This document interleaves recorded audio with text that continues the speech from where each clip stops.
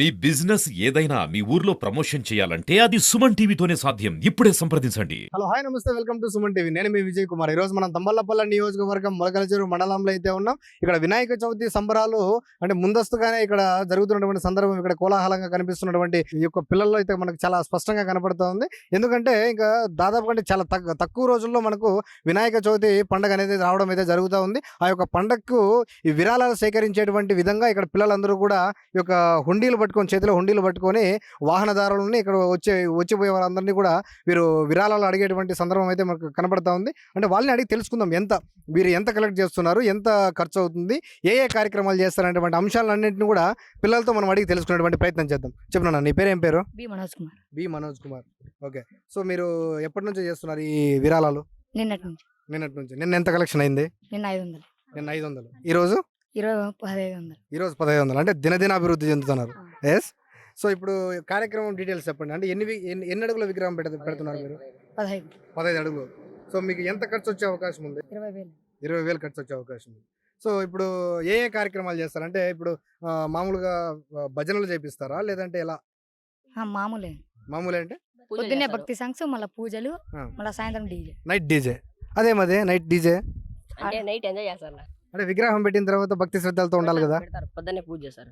Night కూడా దేవుని పాటలు డీజే పెడతారా? దేవుని పాటలు పెడతారు కొంచెంసేపు. ఈవినింగ్ పూజ చేసిన తర్వాత మళ్ళీ పేరేం పేరు? మణికంఠ. ఏం చదువుతున్నావు నువ్వు? 10th క్లాస్ చదువుతున్నావు. సో ఈ గ్యాంగ్ అంతా లీడర్ ఎవరు? అబ్బాయి మనోజేనా? మాత్రమే ఆయన పెద్ద ఆయన ఉన్నారు, రియాజ్ అన్న. సో ఇక్కడ మీ ఫ్రెండ్స్ ముస్లిమ్స్ ఫ్రెండ్స్ ఎవరైనా ఉన్నారు ఇక్కడ? ఎవరున్నారు? సో మీరందరూ కలిసి చేస్తున్నారు ఇట్లా? సో మీరందరూ చిన్నప్పటి నుంచి ఫ్రెండ్సేనా? చిన్నప్పటి నుంచి ఫ్రెండ్స్. సో ఇంత చిన్న వయసులో వీరందరూ కూడా ఎంత చూడముచ్చటగా అంటే ఒక 10 నుంచి 15 మంది విద్యార్థులు అయితే ఇక్కడ మనకు కనబడడం జరుగుతూ ఉంది. ఈ యొక్క వీళ్ళందరినీ కూడా ఏకతాటిపై నడిపిస్తున్నటువంటి ఒక మనోజ్ కూడా మనతో పాటు ఉన్నారు.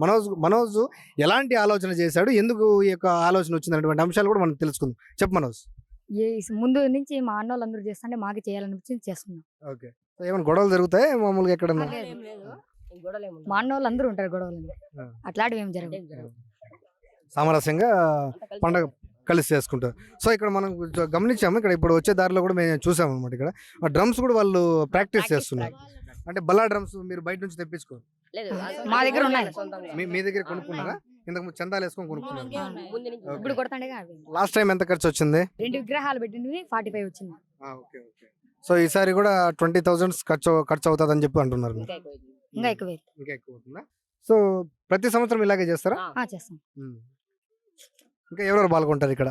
మా ఫ్రెండ్స్ అందరూ వస్తారా? మీ అంటే అందరినీ పిలిపిస్తారా ఇక్కడికి? అంటే చుట్టుపక్కల పల్లెల్లో ఉండే వాళ్ళందరినీ?